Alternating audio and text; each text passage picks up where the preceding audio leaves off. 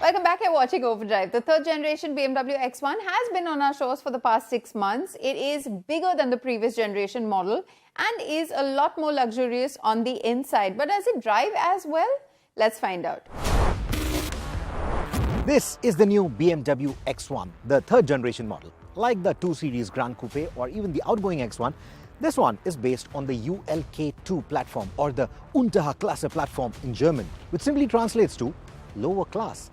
But then with a price tag of 45 to 50 lakh rupees, it's anything but lower class. But it is the most low-cost crossover that you can buy from BMW at the moment. And I think this just might be the best buy in this segment. Is it? Let's find out. For starters, the U11 model looks bigger than the F48 or the second generation X1 that it replaces. It is almost as big as the first generation X5. And if I got a penny for every time people thought this was an X3, I could be able to afford a new X1 for myself. The pinched and sleek window line, which still has a bit of that Hofmeister kink, the long and the slim roof rails, and the short overhangs enhance the sense of length, while the 3D LED taillights that stick out from the bodywork add a perception of width. There are some expensive touches too, like the carpet lighting. The headlights are the adaptive LED type and have a brilliant throw and spread.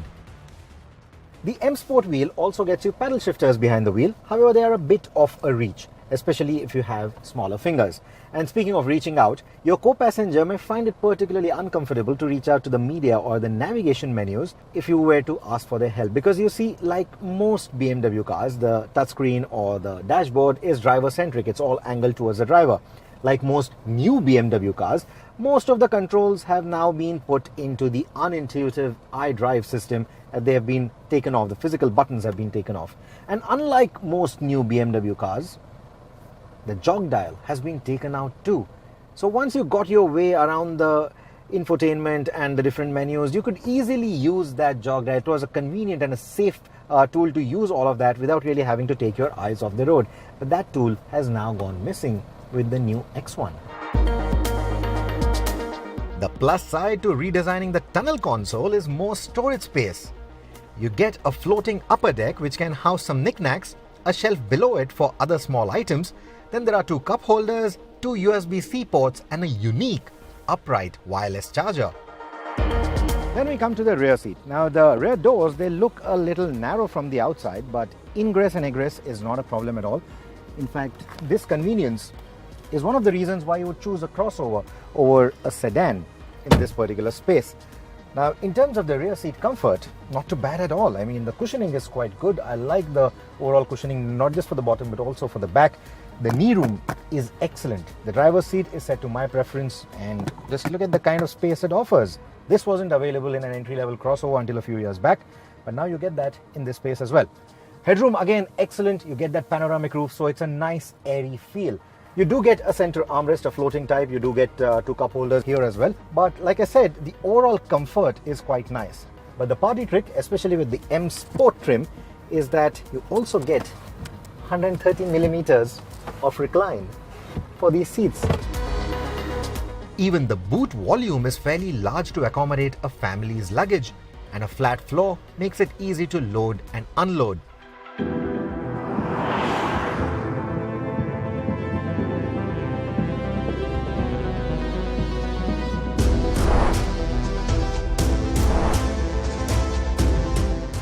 Honestly, I haven't driven the petrol variant of the new X1. However, looking at the kind of downsized engines that the Germans have been plonking in many of their cars now, I know that that petrol engine, despite what it says on the spec sheet, is going to be adequate. It is going to perform as expected.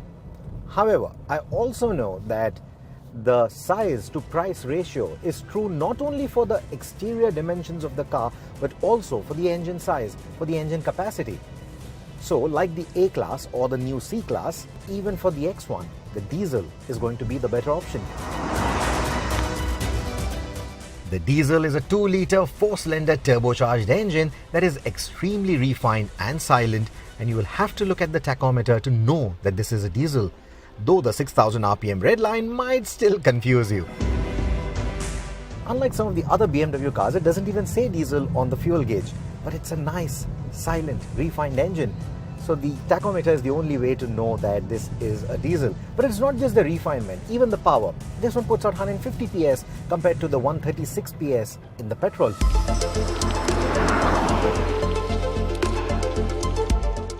Now, one of the things that the India spec X1 misses out on is all-wheel drive. You do not get the X-Drive variants just yet. All you get is the S-Drive variants, whether you're choosing petrol or diesel, which means that you get a front-wheel drive configuration. Now, like the 2 Series Grand Coupe, it is a very nicely tuned front-wheel drive configuration. Of course, it doesn't feel as nice to drive as an X3 or an X5, etc. But even for a front-wheel drive, it is quite nicely tuned. There is an assistance feature as well. So especially when you are driving around tight winding roads like these, now I am at moderate speeds, but if you were to go a little faster, start going a little quicker, start going hotter into turns, despite being a front wheel drive, with that assistance feature, it will try and make the turn-ins as tight as it can and get you a good control over the car. The sport mode will also make the diesel powertrain punchier still, making it feel like a 150 PS car. Another area where the diesel engine again pips the petrol is the 0 to 100 times as well, so that higher power, higher torque actually translates to half a second quicker outright acceleration. What you also get with this 7-speed ZF DCT transmission is a boost mode with the paddle shifters. Simply long press on the downshifter paddle and it will engage the boost mode, which lets the powertrain remain in its power band for 10 seconds to help you get that strong serving of power and torque to pull a quick overtake or barrel down a straight road at speed. So like I said, be it ride quality on poor road conditions, be it handling around winding roads, be it sheer engine performance from the diesel of course, be it sheer cabin size, be it cabin comfort, be it creature comforts, be it features, be it safety features, in all these departments, the X1 actually pips all of its competition. And while doing all of that, it is still priced very competitively against all of them. So you see, there's no reason why I shouldn't call this the best in class. Well, on that note, it's time for us to take our final break here on the show, but come right back because on the other side, we tell you all about the new QJ Motor SRK 400.